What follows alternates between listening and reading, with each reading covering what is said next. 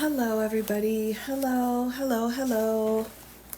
Hello, good to see you. We're just having a nice, easy chat this morning. I have some organizing to do with all of my files, so I wanted to kind of turn on the camera here and thought we could just hang out for a little bit.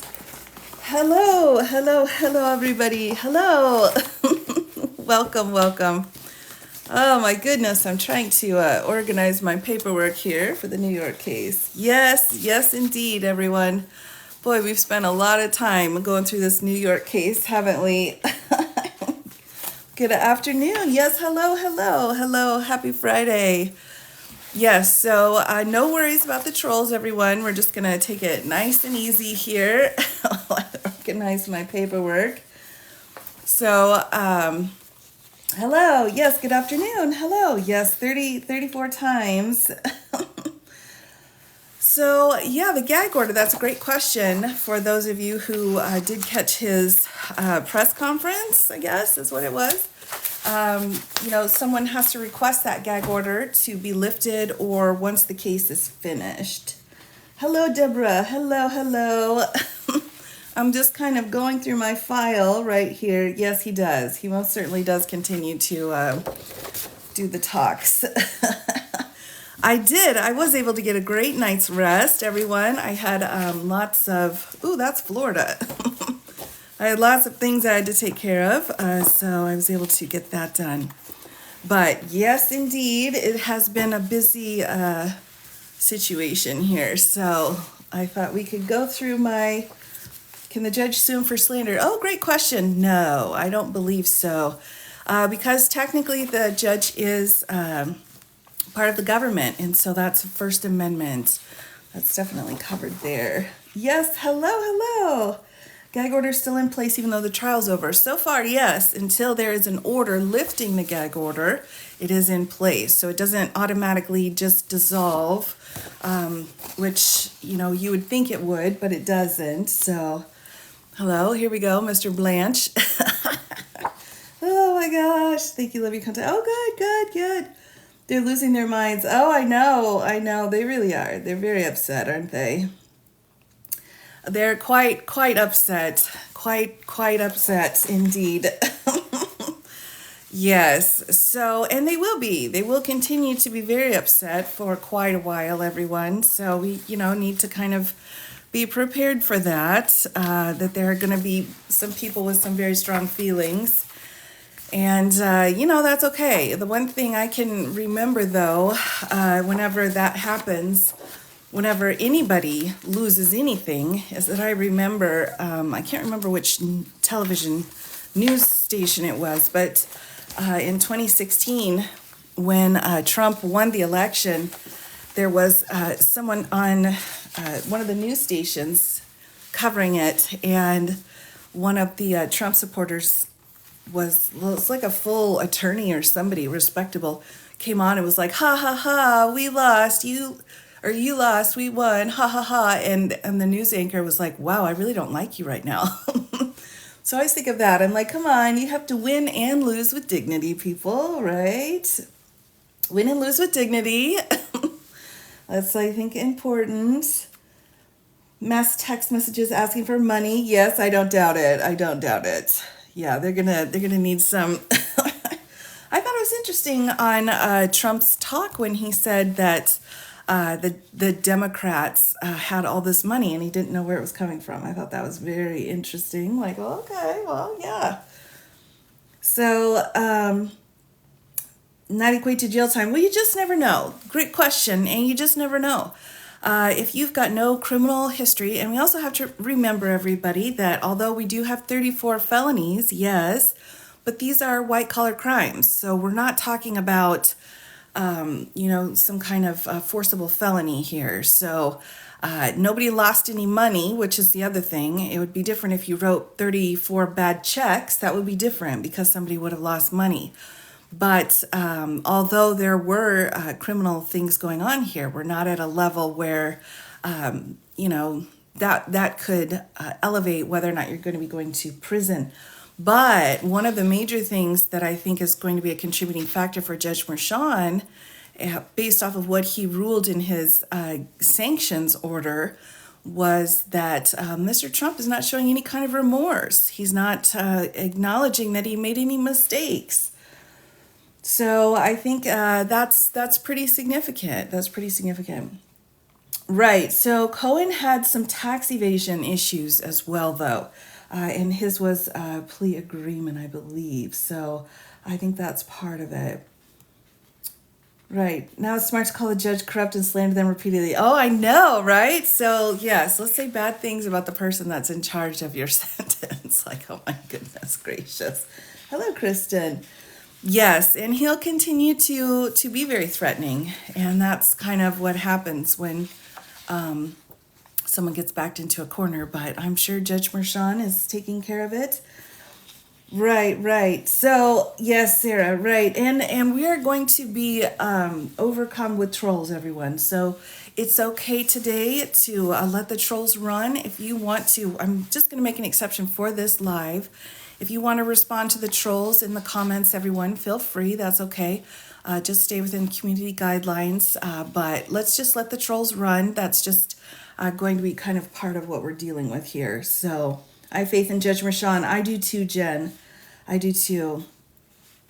He did it for the people. Yeah, I know, right. Like, I paid the porn star for the people. Like, okay. Oh, my goodness. You certainly did, sir. You certainly did. Yeah, let the trolls run. It's okay. It's all right. They're in their feelings right now, and it's okay. Usually on my lives, everyone, I'm very strict, but for today, we're just kind of doing a soft entry here back into doing some lives here, so it's okay. It's okay for the trolls to kind of run. So but it's hard. I know. All right. Oh my goodness gracious. So I don't really have a set agenda here for today's live. I'm just kind of reviewing a little bit some of my documents that I've got here, some of my pictures, and kind of doing some Q&As for everyone. Do you think that Trump falling asleep in court had any effect on the outcome? I think it very well could have. I think that the juries would definitely have some feelings on the defendant in a situation where he couldn't stay awake during his own criminal trial. I mean, that's pretty significant, don't you think? I'm curious, like, what if you were sitting on the jury, what do you think if your defendant fell asleep? So you've got 34 counts, which isn't, we're not talking like just 3 or 4 counts. This is 34 counts, and the defendant fell asleep. What do you think you would do as a jury? I'm wondering. I'm just curious to see what people have to say about that. I know what I would have done. I'm like, well, this isn't important enough for you to stay awake for. That's kind of how I feel about it, but I'm wondering what other people would. The defendant didn't care. Right. They weren't taking it seriously. Absolutely. Yep, exactly. Disrespecting your time. Yeah, exactly. Very disrespectful. So, yeah, I think, I think that's how our jurors felt. They probably felt like, well, I have to stay awake. I think you should have to stay awake too.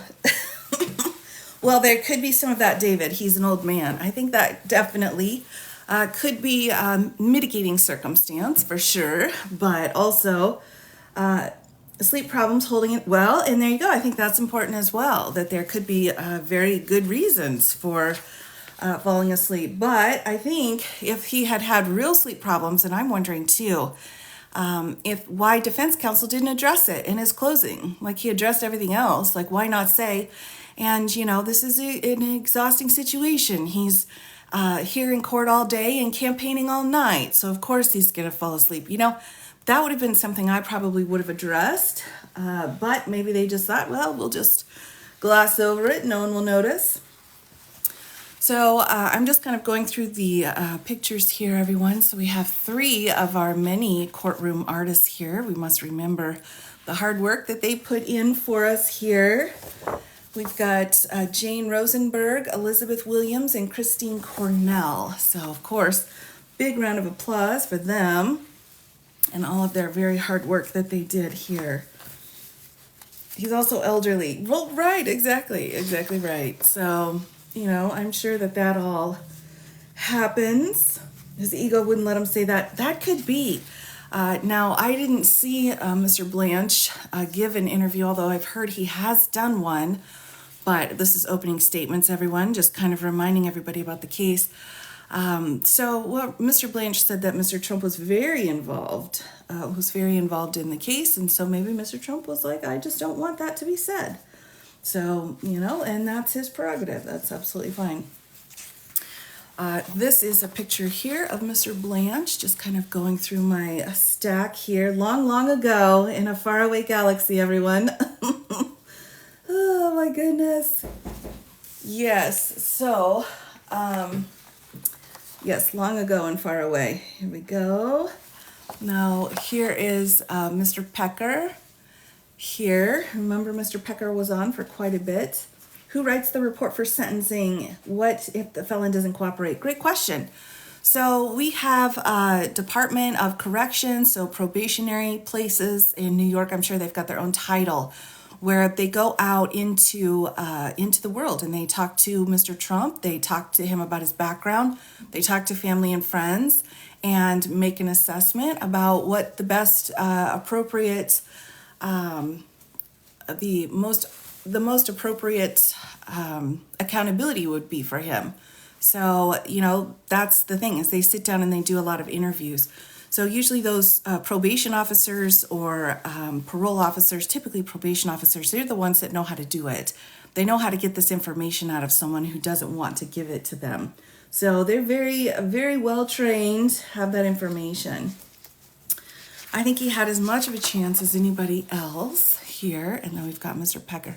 Now again, friendly reminder, everyone, it's okay for our trolls to run free today. It's all right. They're deep in their feelings, and that's going to be kind of the case, I think, for the next week or so. You can feel free to engage them as long as you are within the boundaries of the community guidelines, everyone, or you can just let them go by. So I'm just kind of doing an experiment here. There was a lot of evidence against him. There certainly was. So again, this is another picture of Mr. Pecker here. Yes, very saucy indeed. He goes to Florida before sentencing. What keeps DeSantis from lacking extradition? Oh my gosh, I think that would be a huge issue. New York and Florida fighting. Oh my gosh, that would be bad news bears. That would be bad news bears. So I don't think that'll be a problem. No, I don't think we'll be dealing with that as an issue. Oh my gosh, you heard the verdict here first? Yay! Well, I mean, it's a momentous occasion. It's historical. Fugitive extradition clause, exactly.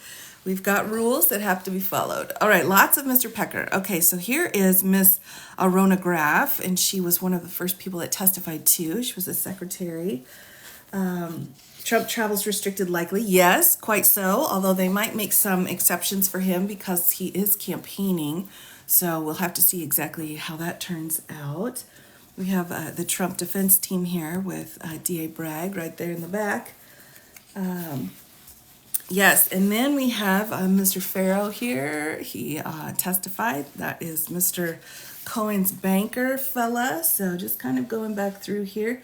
What about clearance if he's elected? Great question, Adrifter. And I'm not sure what will happen. I'm not sure exactly what security clearance protocol is and how that would be affected. I really just don't know. Something would have to be accommodated for him. He would have to have special permission. Do you think ankle monitor would fit? Well, oh dear. They are very flexible, the ankle monitors. Social media comments are how influential between now and sentencing will affect it. I think if that's a great question. Again, it's coming up to Judge Merchan. He's the one that will be making the decisions, and you can kind of take a look at what happened during the contempt hearings, so to speak, the violations of the gag order hearings, where he had said, "Are you trying to tell me that your client had no idea?" And he was very open-eyed about it. And so he pulled out a couple of those violations, but not all of them. So he was really trying to be fair, I think. Cohen charges and sentence and Trump's. Well, I don't actually have Cohen's charges at my fingertips at the moment. So I can't quite do that, but let me write that down on my list. I think that would be a really good post to help people out. So what was and also what Weisselberg was charged with. So what was Weisselberg charged with? What was Cohen charged with compared to Trump? So let me put a post together on that. I think that would be extremely helpful for everybody. Right. Newman, well, yes, right. Finally won the popular vote, right, of 12, right. Oh, absolutely, Kay Adams. Happy to do that. First, right. So here we've got another Mr. Davidson photo here. Yes, oh, Eugene V. Debs, yes. Oh, that was such a fascinating situation. Fascinating. Why is sentencing going to take so long? It's not. That's pretty typical. That's a pretty typical time frame in order to gather all the information. Both sides also get to put their recommendations in, and they need to prepare their own spiel for the judge. So the state will put together a brief or an argument and say, hey, this is what we think would be the most appropriate. And then the defense side gets to put on, what they think would be the most appropriate. So they need time to put together their information also. So that will take that'll take a little bit of time, and then the judge has to gather all the information and think about what the best answer is. So it's not too my light thing here is in the way. It's not too long, I don't think. Do you think state will recommend some jail time?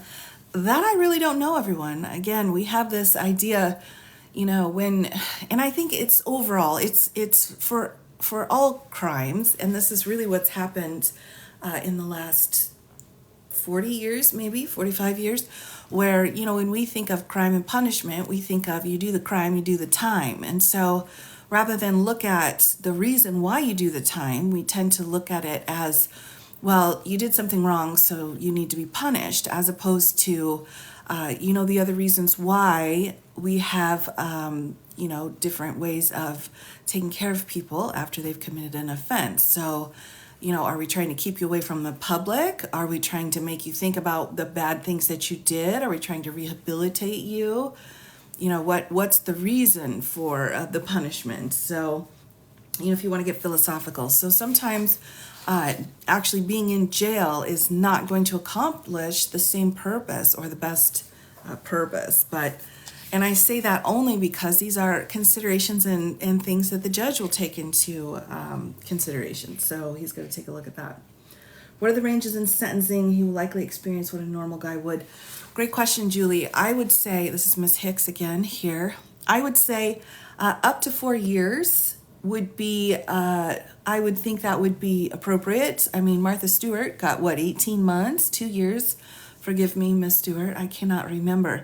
But, white collar crime at this level with 34 counts, yeah, you could see some time, but it wouldn't be very much, I wouldn't think. And so it may not even be worth it for the amount of mess that it would create to put him in prison for the amount of time he would actually be serving may not be worth it. And so it would be much, much better to have him on probation for 4 years than have him try to rearrange all of Rikers for 18 months, in my opinion.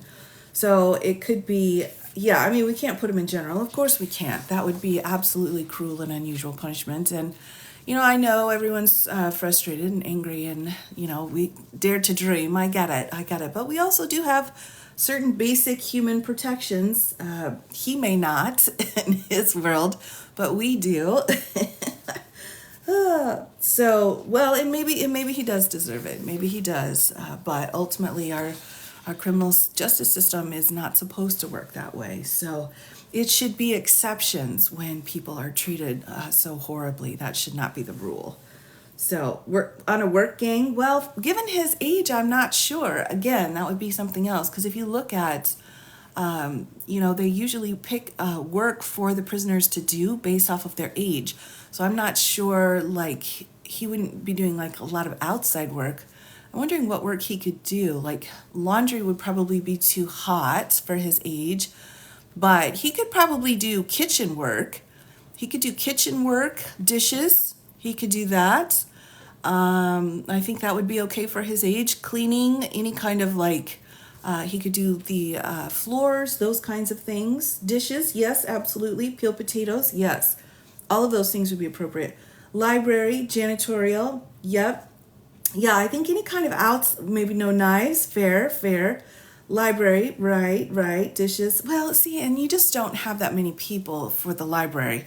I mean, it's sad to say, but the prison libraries aren't necessarily that. Yeah, the potatoes. I think peeling potatoes with like a kitty peeler, like the children's peeler. I think that would be appropriate. Scrubbing tiles, right. License plates. Well, I don't know. That's heavy machinery, I think would be out. So, right. So all of those would be appropriate, but it has to, fit his age and his physical capabilities. So, mashed potatoes, right, possible. Right. What about his heel spurs? Yeah, so the bone spurs, I'm not sure how that would translate into prison work. I just don't. He could join a gang, true. The other thing too, everybody, is, I know everyone's like, oh, prison, but maximum would be 4 years. Most he would actually serve would be 18 months, 2 years maximum. Like, I don't know. I mean, everyone needs to contribute, but it's not possible. It's not necessarily going to work for them to give him a long-term job. You know what I'm saying? He needs something more short-term. Right, and he may never be inside of a jail cell. And, that, again, it goes to what the judge thinks is the most appropriate and what the best type of accountability is. He will pardon Trump? No, I don't think so. I don't think, and that's a great question. Would Biden pardon Trump? No. We're not really in the same kind of situation like what we were with Ford and Nixon, where Ford's like, wow, this country's being torn apart. Let's put it back together again. No, we're way beyond that. So I do not think Biden would do that. 18 months becomes a life sentence. Well, that's a good point. But the other reason, too, is that you wouldn't want to give him some kind of hard labor. So, and again, Weselberg, he's put in his time. He's about the same age. I think he's older, actually, than Mr. Trump. So it's still, it depends. He could get on a healthy regimen. Good morning, Navy vet. He could have, 3 appropriate meals a day and some kind of exercise and fresh air. I mean, it's possible he could come out in better health. I mean, I'm not trying to diminish the situation, but we are talking about white collar crime here as well. Yes, he can still be president. Yes, and that's been definitely an ongoing question. Can't pardon a state conviction. Correct. But if he was convicted in the federal cases. No McDonald's. Yeah, I don't know. I don't know exactly how the prison food works. Sometimes I think they get like special McDonald's days, I think. It depends. The prison that I have been to, the prisons I've been to don't have that, but it doesn't mean that it's not available. Can he appeal to the Supreme Court? So, great question, everybody. Let's talk about that for a minute here, and we'll put the secretary up here, or the accountant. Can he appeal to the U.S. Supreme Court? No. So you can appeal a state case, yes, but you have to have a constitutional violation. You have to have some appealable issue. It can't be just, I don't like the conviction. It has to be, the law was wrong, or the way that I was treated was unconstitutional, and all of the lower courts were incorrect. So it has to be just like any other defendant. You have to have an appealable issue.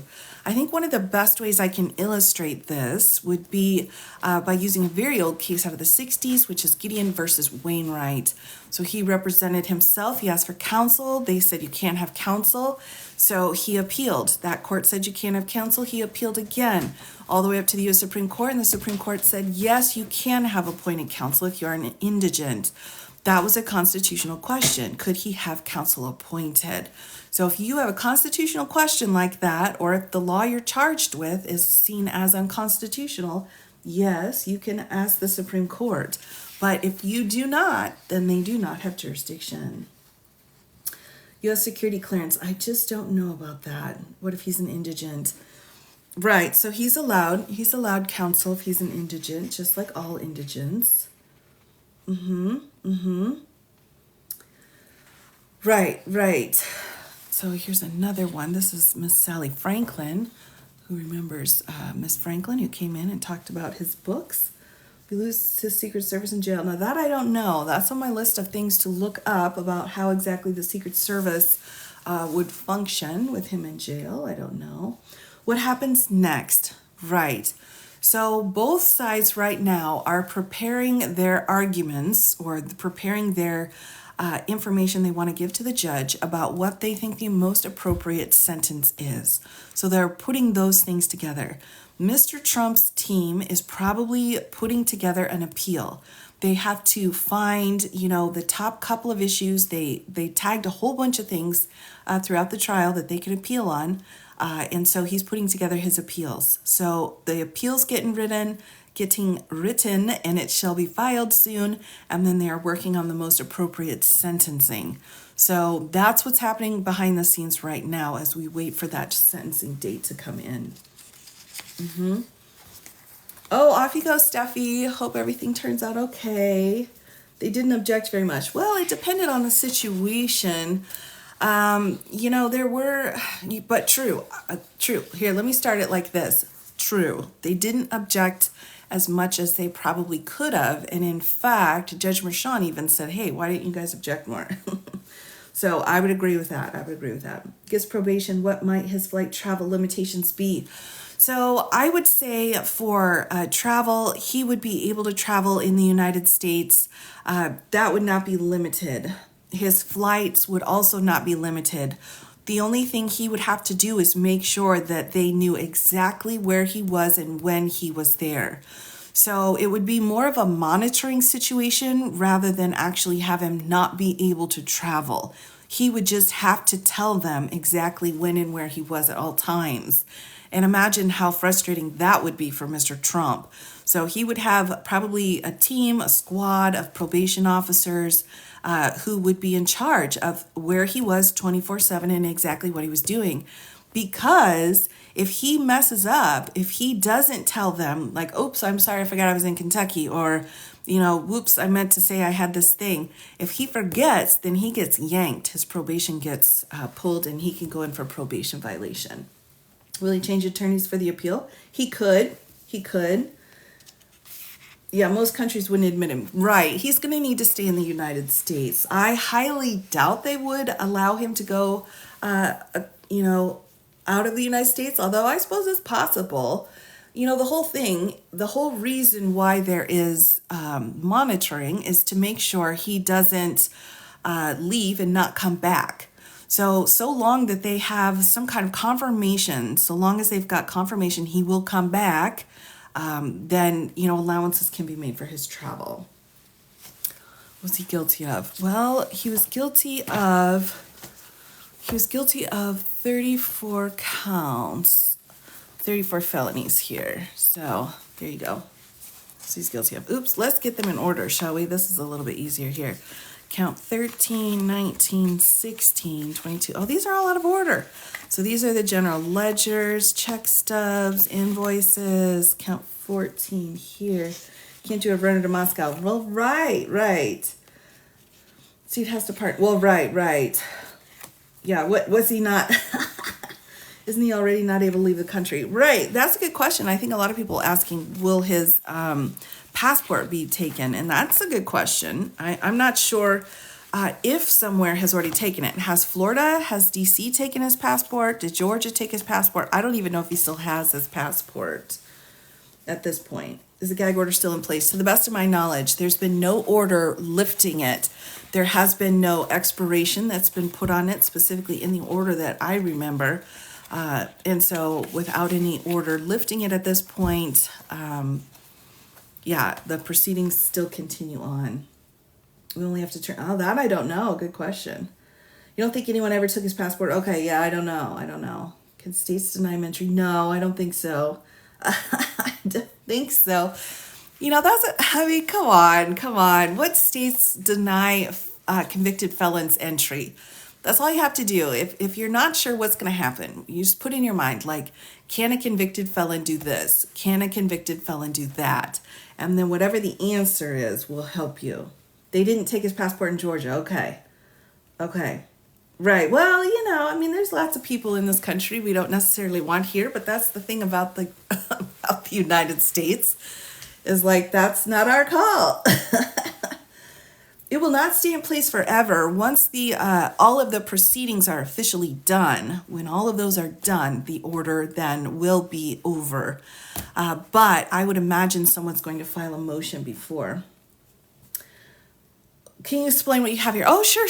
So yeah, let's take a look at this. So we've had a lot of people. Again, I should organize these actually. So let's go through the counts, everyone. Let's go through the counts. So what I did way early on, in order to give us a visual of what the charges were, because there were a lot of them, I looked through and I put together one tag or one ticket here that has the count on it. So the count he was charged with, what he was charged with. This was an entry into a daily general ledger. This was the number of the daily general ledger. This was the date it was entered. And then I wrote down here just some extra notes. But that's count 3. So when they say he was convicted of count 3, he was convicted of this entry on this date. So then, because I'm all out of order here, so then we can go to count 5. Count 5 was an invoice from Michael Cohen. It was dated February 16th. It was an email that was sent, and that was count 5. So that was his conviction for that. Let's just go ahead and get these in order since we're all here. Let me see if I can put these in some kind of order. All right, here's count 4. Count 4 was a check stub, and it was check number 000138 for February 14th, and the check was to Cohen for $70,000, and this was the first one because it combined the 235s, and it was signed by Wesselberg and Trump's son. So let's put that in order here. We'll try to get these organized a little bit. I've used these cards quite a bit, actually, so these have been very helpful. I'm glad I put them together. All right, so count 7, I know we're missing 6, but count 7 was another check stub, 000147 for March 17th of 2017.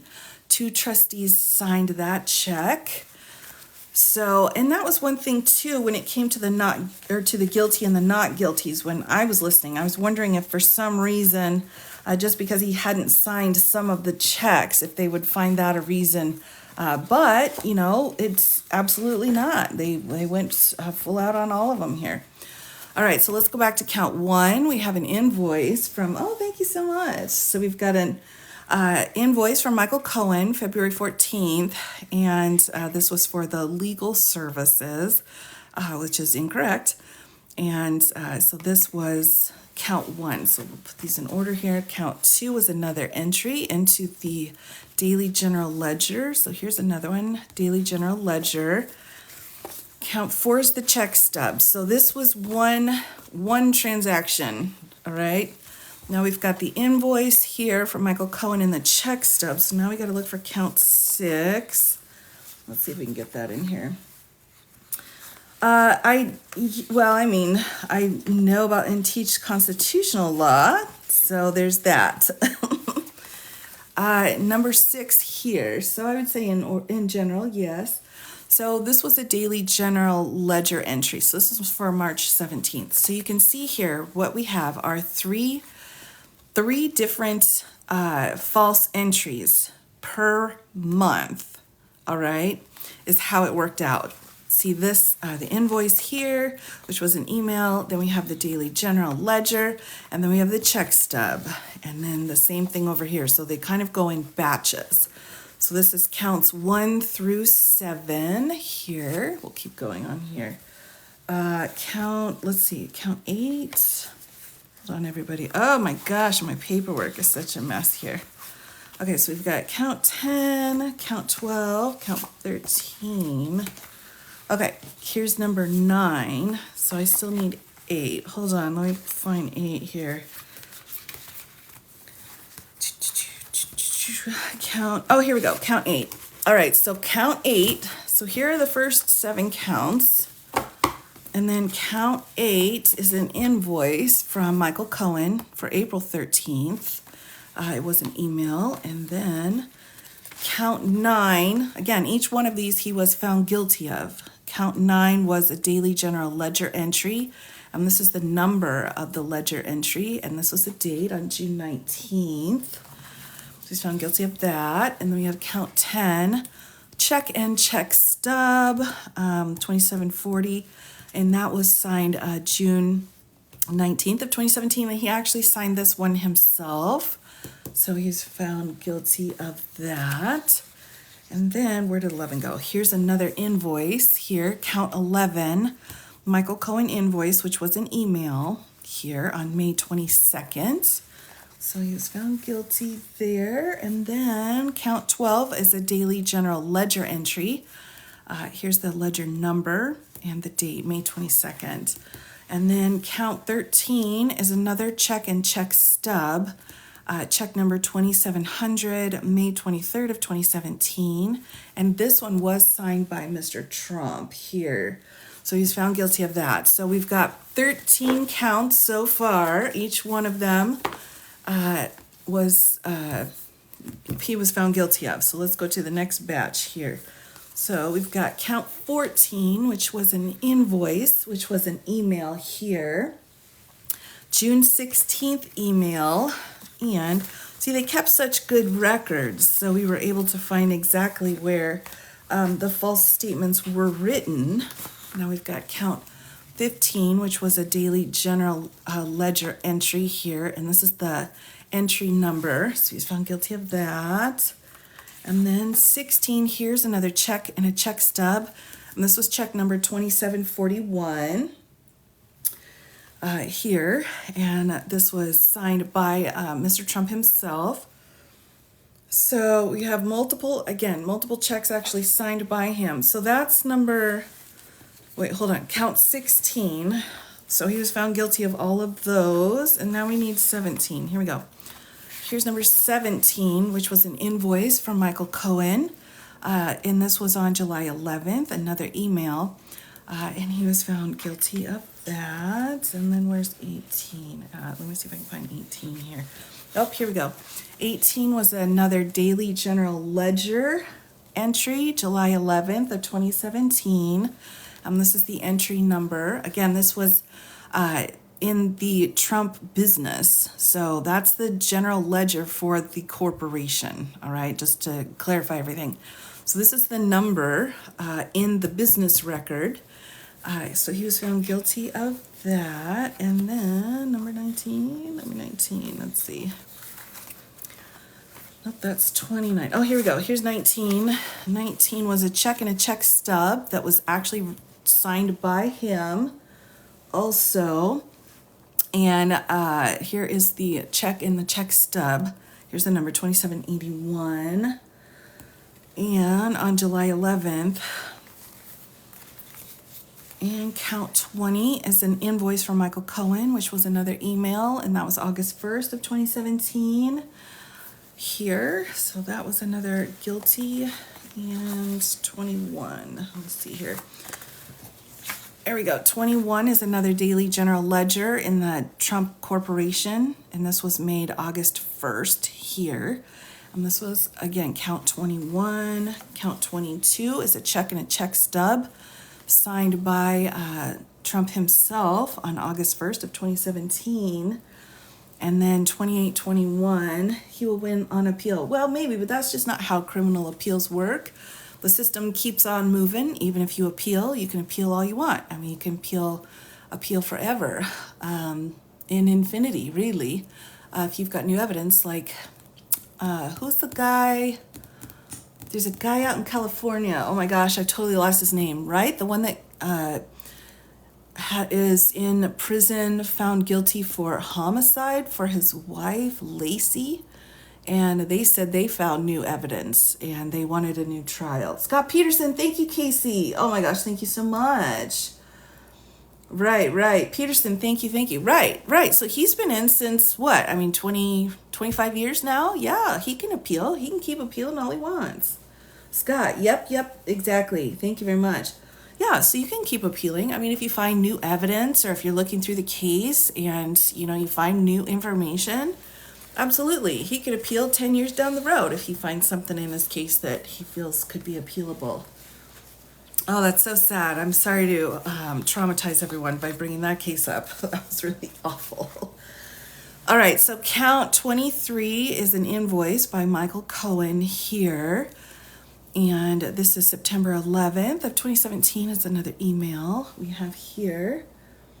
Right, so let me clarify, all right? So here's the check that was signed by Trump, right? Now, because he was part of, a scheme, so Mr. Cohen wrote on his invoice legal services. This was for a retainer agreement, for a partial service. He wrote that on here, and that information is wrong. That is false information. Just because it was written by Michael Cohen doesn't mean Mr. Trump's not responsible, right? Because every person involved in the scheme is responsible for all of them. So when the jury was asking, what about the accessory instruction? They're saying, so if one person does it, each of the three people is responsible for it.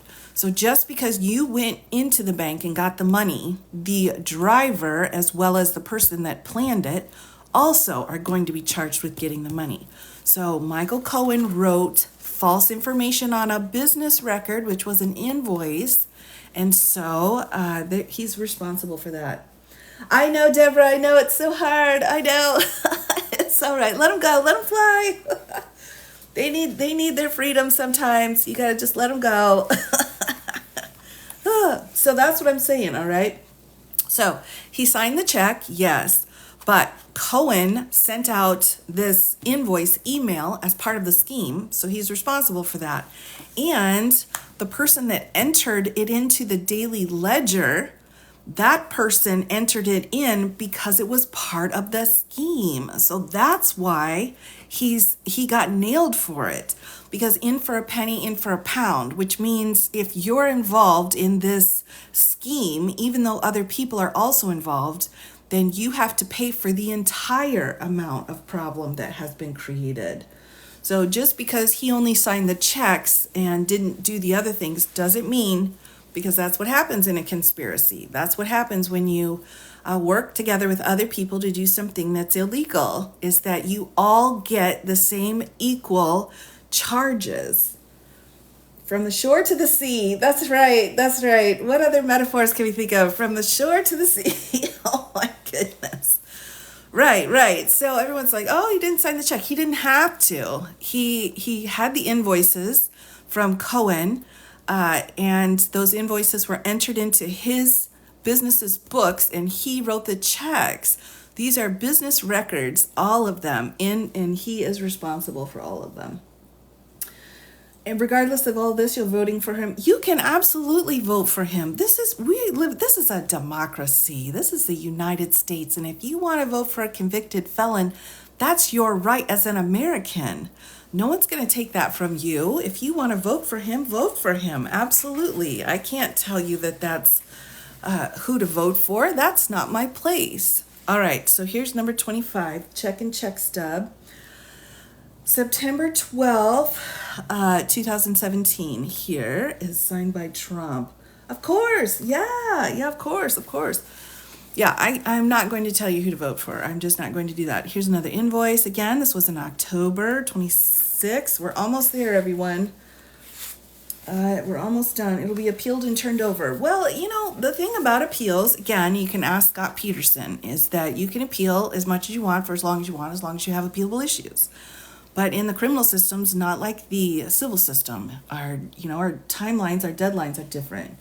That it keeps going. We keep going forward. The sentencing keeps going forward. The having to do whatever the sentence is keeps going forward. Nothing is paused because there is an appeal. And someday down the road, much like, I don't know, Mr. Korematsu, you may have them come in and say, wow, this was a mistake, and I'm going to overturn your conviction. And that's fine. And that's no big deal. And it could even be after you've passed away.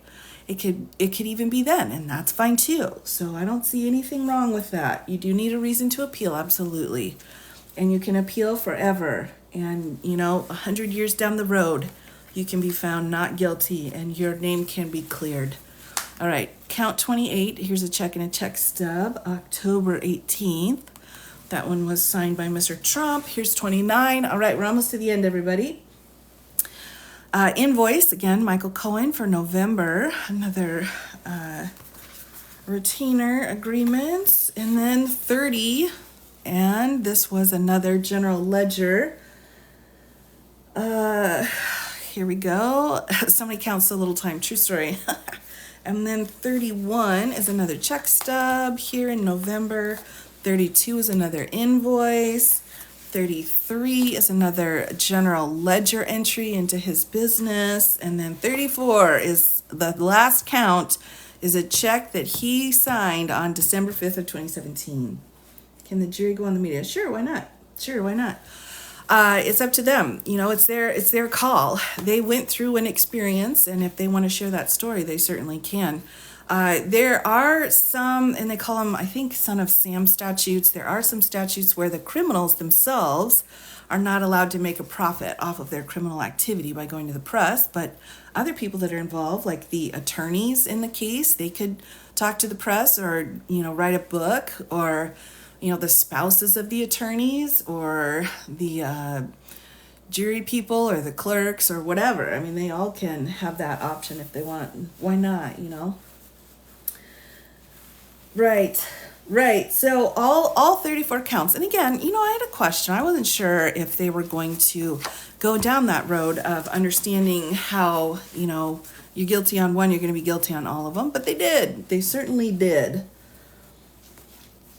He certainly did. Number 34 is your favorite.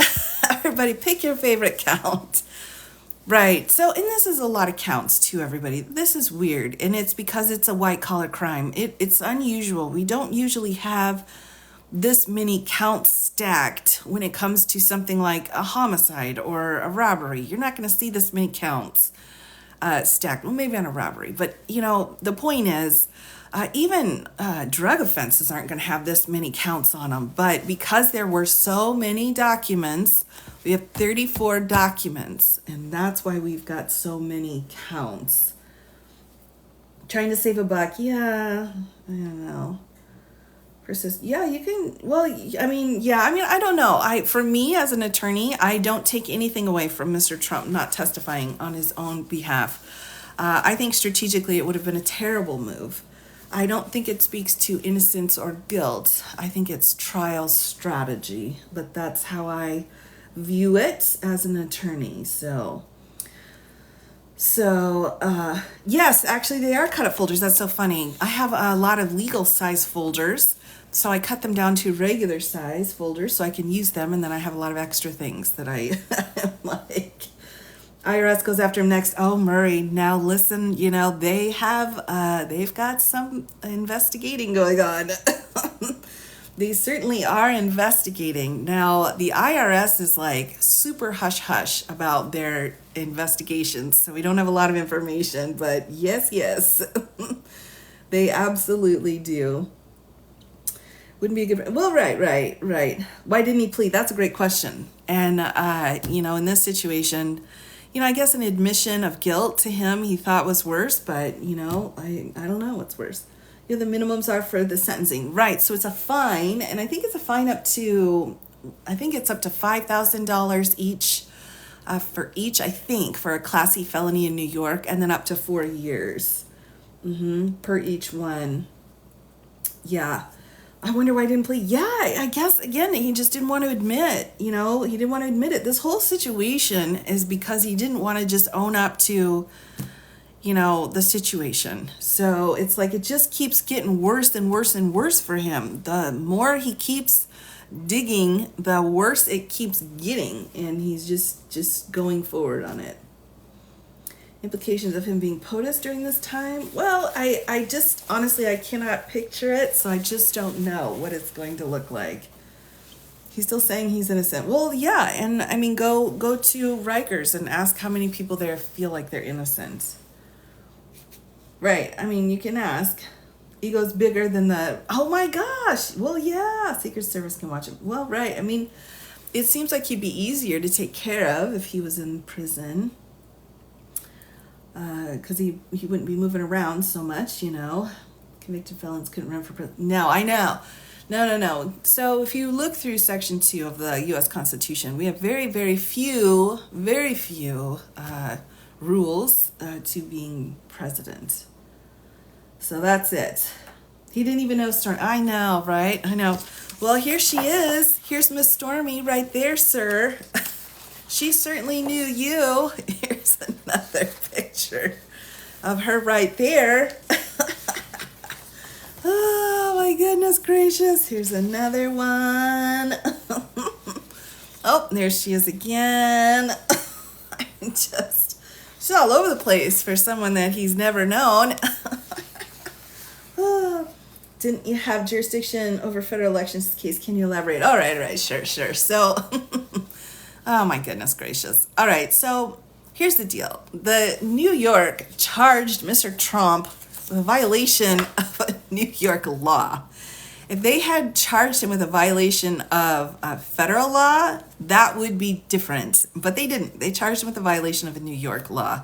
Now, what I'm guessing they're trying to go after is they're trying to say, well, if this has something to do with the election, that's a federal election law. But here's the deal.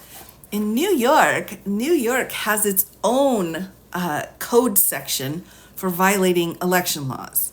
So they're saying he violated a New York election law, not a federal election law. And then because of that, then you're done. That's it. A New York law was violated. The New York campaign law was violated, allegedly. And not only that, but according to the statutes and how this was written, they didn't even have to prove that. They just had to prove that some kind of a crime was involved. Which crime doesn't matter. That's how the law is written. And some people are saying, oh, what do you mean? They didn't even specify which crime. Well, they don't have to. That's how the law is written. So if you have a problem, it's not the judge's fault. It's the legislature's. So go to the House of Representatives in New York and you tell them all about how they wrote the law wrong. All right, that's where you have to go. It's not up to the judge. It's not up to the DA. Like, that's just how it's written. That's the scary picture. Oh, I know, right? So remember, oh my gosh, this night was so fun, everybody. Just remembering that moment. I know the hand. Yikes. This was fun. I know. This was what I write down. Super victim meme. That's what they were talking about.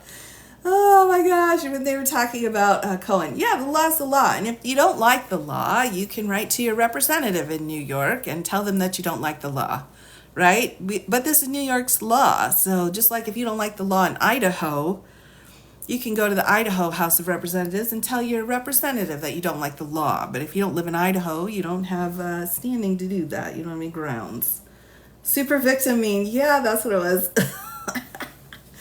Oh my gosh, that was a fun night, everybody. That was a very fun night. We had a lot of fun. Oh my gosh, we had so much fun. All right, so I say fun because I think learning about the law is fun. All right, now at the end of the day, we know that there are people involved and people paying prices. So I do not diminish or belittle anyone who is found guilty for any crime. I do, though, look at the legal system and enjoy talking about that. So it's the same for everyone. I know Todd Blanche, look at that. He needs to shave. He needs to shave. He needs to shave before the people in the sketches get a picture of him. All right, back to Stormy. Here's Stormy again. The Trumpers are really mad, or Trumpies, or the MAGAs, or the Meg hats. I don't know. There's so many. Oh, sorry, everybody. There's so many different names for them. I'm not sure even what name to use. But there are many people upset about the verdict. All right, many people upset. So his lawyers looked exhausted every day. It's true. I mean, trial work is exhausting. It doesn't matter which side you're on. It is exhausting work for sure, for sure. Yeah, there's lots of names, and they're upset, and they're upset about it, and I understand. I mean, that's okay, and the level of empathy that you each choose to have is your choice, just like the level of empathy that they have is their choice. So I cannot judge based off of those things. Yeah, appeal on what grounds? Oh, there's all kinds of grounds you can appeal on. You can appeal because certain evidence didn't come in, certain witnesses didn't come in, how the judge ruled on certain objections, one way or the other. They didn't like that. Some of the rulings at the sidebar, they could rule that those were incorrect.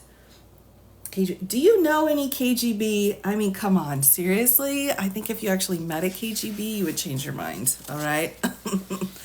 Let's just be reasonable here. Oh, my goodness gracious. So, right. So I'm just kind of doing an overall review, everyone, just to kind of hop on and do a quick Q&A for everybody. I know. You've got to take a look. If there are rules, there are procedures, and if they're violated, then there will be grounds to appeal. So I will put my favorite picture down, everyone, as I do some final Q&As here. This is my most favorite picture of all time for this entire trial, all right? This is my favorite picture. Is everybody ready for it? Are you ready? Request a stay. Well, yeah, I mean, you've got to have a sentence before you can request a stay. Oh, here it comes. That's right, Kristen. All right, is everybody ready? Here's my favorite picture. Oh my goodness. Here we go. No, they don't keep their notebooks. All right, here it is. Dun dun dun. This is what started it all. This is why we were where we were, everybody. Right here. This is the picture. This is the reason why this whole case happened. And I don't know why I've got all my filters off, but does it look like he's got eyelashes on? I don't know. Yeah, I mean, it looks like he's got some blush. I don't know exactly. I have all my filters off, though. Oh my gosh, I know. It's my camera. It's set to off, but for some reason, I guess they put eyelashes on. Oh my gosh, he is blushing. He's blushing. I know. He looks pretty, doesn't he? Screenshot. I know. I swear, everybody. I swear I turned the filters off. I don't know what's happened. Spray tan. I mean, I don't know. The live stream does its own filter. Oh my gosh. Oh my goodness gracious. Right. So this is what started it all, everybody. It was the leaked hot mic moment where inappropriate words were said, and he knew it. And so this whole situation came about trying to recover from that nightmare. I don't know. I don't know what the sentence will be at this point. To me, the sentence doesn't matter. To me, the sentence is the least of what I was looking for in this case. So I'm pleased with the verdict because I feel that the prosecution put on a good case. I feel like they put everything on that they could have, and had he been found not guilty, there truly was nothing else that the prosecution could have done. And that's okay. Sometimes that happens. But, I feel like they put on is the best case that they could. Yep. So, again, whatever happens in the sentencing is whatever happens. So that is not important to me. In my personal view. What shade is this blush? I don't know. Boy, I'm telling you, this filter, everybody. This filter. Oh my gosh. Yeah, I mean, if he goes to jail, he goes to jail. If he goes to prison, he goes to prison. If he doesn't, he doesn't. That's not important to me. The fact that he has been found guilty and is now a convicted felon, that is, for me, important. Some people have said, well, he's not convicted until he's sentenced. And I'm like, whatever. If you want to get into semantics, that's fine. But he will always be someone found guilty by a jury of his peers to 34 counts of felonies. Always, always, always. Only on him, not the other people. I know, right? I know. Maybe I can't figure it out.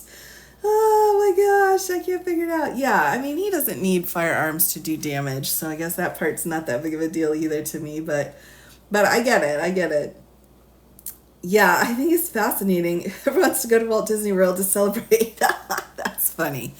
Oh my goodness gracious, everybody. Yes, so unanimous. I agree. So with that, everyone, I am probably still, I'm still a little hesitant about going live in the evenings at this point. I think I'm able to kind of control things a little bit better to do it at this lunch hour. But I will drop a hint that I do know of somebody else who is going live tonight with his brother. And I may just happen to swing by and say hello on his live. So if you're looking for me, I may happen to be going by and saying hello to those fellas later on. So, yes, exactly right. So I will be trying to, I'll be back on for a little bit. Hopefully I can hang out with those fellas for a little bit. So that will be tonight, but I'm hoping to kind of get back to my regularly scheduled programming.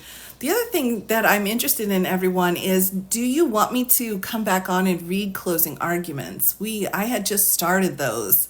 And again, I think the defense, could have been better, and the state did a great job.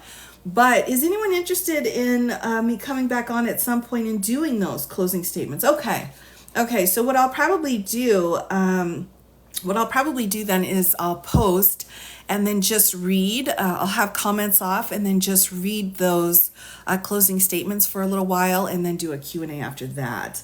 3 p.m. Pacific time. That's right. Okay, I will. So I will not do that today. I will go ahead. Right now I'm still kind of cutting out and trying to fit the best pieces together. So I will put up a post and let you know when I will do closing statements. But for tonight, I will be hoping to swing by and hang out with a couple of